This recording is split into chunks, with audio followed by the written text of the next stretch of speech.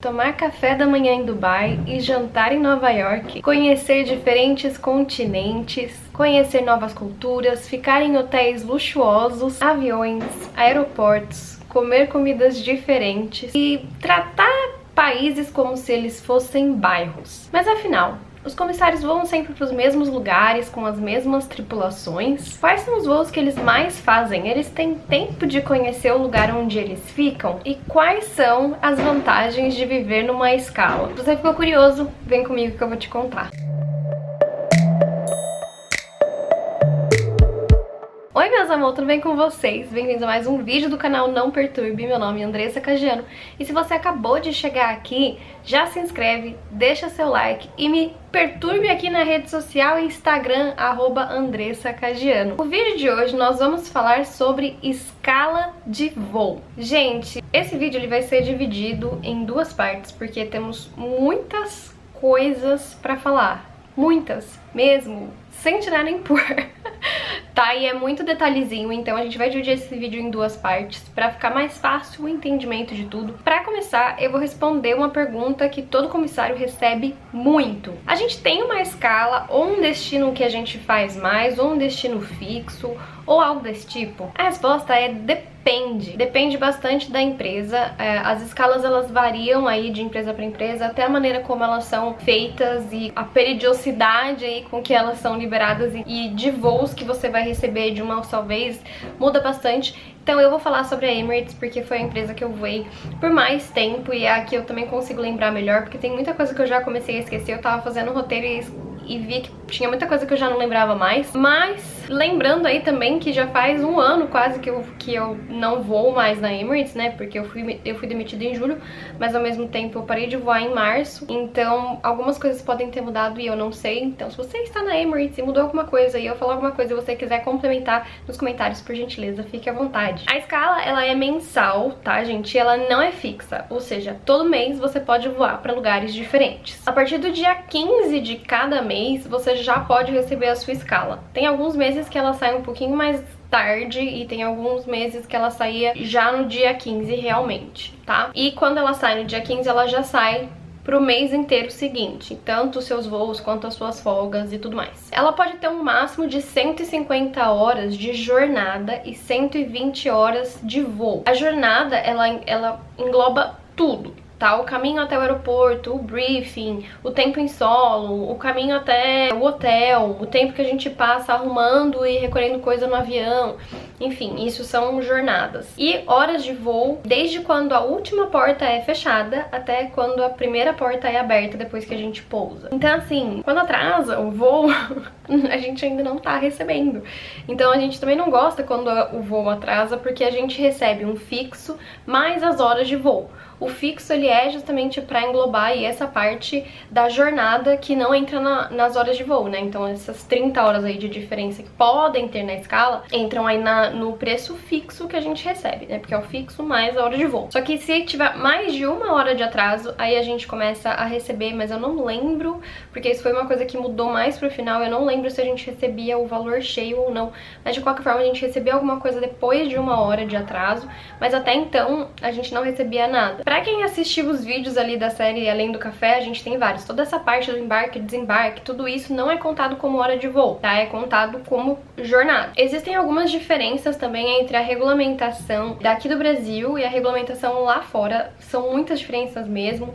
Depois eu posso até fazer um vídeo só sobre isso, chamar alguém que tá voando aqui no Brasil pra falar, porque eu já não lembro direito mais como é a regulamentação aqui.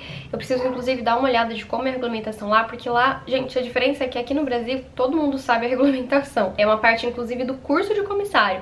E lá fora não existe isso, é uma coisa meio complexa de você saber e a maioria das pessoas não sabe e é muito importante que você saiba essa regulamentação por algumas coisas que eu vou falar pra vocês nesse vídeo aqui. 120 horas de voo podem ser de voos muito longos ou voos muito curtos. Se você faz voos mais curtos, você pode fazer mais voos. Se você faz voos muito longos, você faz menos voos pra atingir essas 120 horas. Não precisa ter 120 horas, é até 120 horas. Então, quanto mais horas você tiver, maior é o seu salário. Então, às vezes é interessante, mas voar 120 horas, gente, é absurdamente cansativo, principalmente se você não está fazendo voos longos, né? ULR, que a gente chama, Ultra Long Range Flights, que são os voos bem longos mesmo, que Por exemplo, um voo pro Brasil já dava um voo pro Brasil já dava por volta de 30 horas de voo, né? 15 horas pra vir, 15 horas pra voltar, mais ou menos. Já um voo pra Europa podia dar aí algo em torno de 12 horas, 12 a 15 horas, então metade. Se você faz mais voos longos, você recebe mais horas de voo, voando teoricamente menos, né, menos voos por vez. Só que existem algumas regrinhas aí pra fazer os voos longos que tem que ser respeitadas, tais como você precisa ter 48 horas de folga antes do voo e 48 horas de folga depois do voo. E a folga, gente, é sempre no seu lugar de base, então é sempre em Dubai. Então você precisa ter 48 horas em Dubai e 48 horas antes, 48 horas em Dubai depois do seu voo. O pernoite que você passa no lugar não conta como folga, não conta como esse tempo. Ele é um pernoite, faz parte do seu horário de trabalho, entra ali dentro daquela parte da jornada, sabe? E é por isso que esses voos, eles são muito difíceis de trocar. Porque é difícil que a escala do seu colega encaixe na sua escala e os voos do seu colega encaixem dentro dos seus voos e coisas afins. Então é muito difícil trocar esses voos longos. Às vezes era mais fácil trocar um voo que tivesse o mesmo número de horas aí, né? Então um voo da Europa para um voo da Europa, ou um voo longo para outro voo longo. Falando em troca de voo, você pode fazer até 3 trocas de voo por mês. Existe um crew market, que a gente chama, no próprio portal da empresa, onde você vai lá e consegue ver quais são os voos que os seus colegas querem oferecer, que eles querem trocar, e você pode oferecer os voos que você quer trocar também. E toda essa troca ela vai ser feita ali pelo portal. Existem grupos no Facebook que são próprios comissários que fazem, que você consegue ir lá e olhar também os voos que as pessoas querem trocar, mas você tem que voltar pro portal para fazer essa troca e é tudo automatizado. O próprio portal vai avaliar se essa troca é realmente legal, né, se ela tá dentro da regulamentação ou não. E se ela não tiver, você nem consegue enviar essa solicitação de troca. O sistema pode errar, então é responsabilidade do próprio comissário saber se aquele voo tá dentro da regulamentação ou não, porque se você voar fora da regulamentação, gente, você não tá coberto pela empresa caso alguma coisa aconteça, seja seguro de saúde, seja seguro de vida, que as empresas normalmente têm, né, um seguro de vida para os seus funcionários. Então, se acontecer alguma coisa e você estiver voando fora da sua regulamentação, você não estará coberto pela empresa. E isso é uma responsabilidade do comissário de olhar e ver se tá tudo certo e falar pra escala, olha, eu não posso fazer esse voo porque eu não tô legal dentro da legalidade. Justamente, às vezes você vai ver que existem atrasos de voo porque atrasou demais o voo e aí toda a tripulação não tá mais regulamentada pra fazer aquele voo. Então tem que vir um monte de gente nova. Isso normalmente acontece, não muito, mas acontece às vezes, né? E é uma coisa que você tem que ter bastante cuidado quando você tá olhando a sua escala no geral e quando você tá olhando pra fazer essas trocas também. Ainda sobre a regulamentação, você precisa ter um mínimo de 8 períodos de 24 horas na base de folga, ou seja, teoricamente 8 dias de folga você precisa ter no geral em Dubai. Lembra que eu falei, né? Folga é sempre em Dubai, tá? E dependendo do horário que você vai voar, esse dia conta como duty, dia de voo, né? Dia de trabalho. Então se você vai voar 8, 9, 10 horas da noite, o dia de hoje ele é contado como um dia de trabalho. Você chega do voo 10 da manhã, esse dia ainda é contado como um dia de trabalho, apesar de você estar em Dubai o dia todo, ainda é contado como duty, né, como um dia de trabalho. E existe também o que eles chamam de rest, que é quando o voo sai ou chega de madrugada. Se eu não me engano é até as 5h50 da manhã ou alguma coisa desse tipo, é ainda contado como madrugada. E aí você tem um rest day, que é um dia de descanso, ou seja, você tá em Dubai, mas você tem que estar descansando para o seu voo, porque ele sai de madrugada. Então se você tem que estar no aeroporto, né, se o voo vai decolar às 3, você tem que estar no aeroporto à 1 da manhã, então você tem que dormir durante o dia, então você tem um dia de descanso.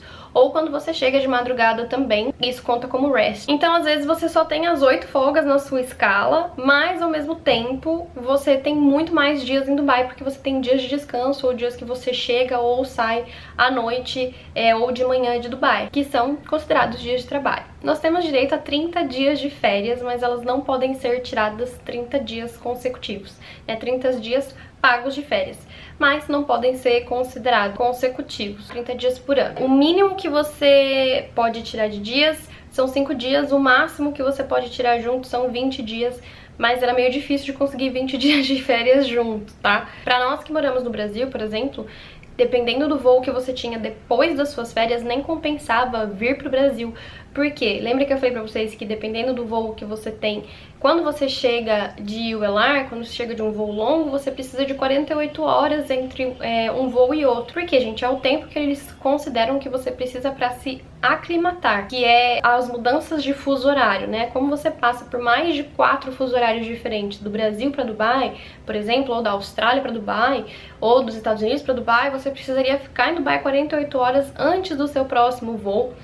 Ou 24 horas se o seu voo estivesse voltando, né? Então, se eu fui pro Brasil até Dubai e eu tava indo para um país aqui no meio, 24 horas, se eu não me engano. Agora, se eu tava indo pra um país que tava pra lá de Dubai, aí tinham que ser 48 horas. Se eu tenho só 7 dias de férias, imagina, eu tenho que chegar em Dubai, né, 48 horas antes, então às vezes nem compensava tirar poucos dias de férias se eu tava vindo pro Brasil, ou se você quer voltar pro Brasil, nem compensaria. Você pode pedir os dias de férias, mas nem sempre eles vão te dar os dias de férias na época que você quer. Em alguns casos, as férias acabavam sendo forçadas porque vai chegando o final do ano e a pessoa tem, né, um banco de férias aí muito grande e não tirou ainda, então eles querem que você se livre desses dias porque você não pode vender as suas férias, tá? Você obrigatoriamente tem que tirá-las. Nos vídeos sobre benefícios eu falei pra vocês especificamente um pouco mais sobre as passagens, mas se vocês tiverem alguma dúvida, deixem aí nos comentários. Eu vou deixar o vídeo linkado aqui no card, que vocês podem ir lá e tirar um pouco dessas dúvidas sobre benefício de passagem, stand-by, de graça, se tem, se não tem,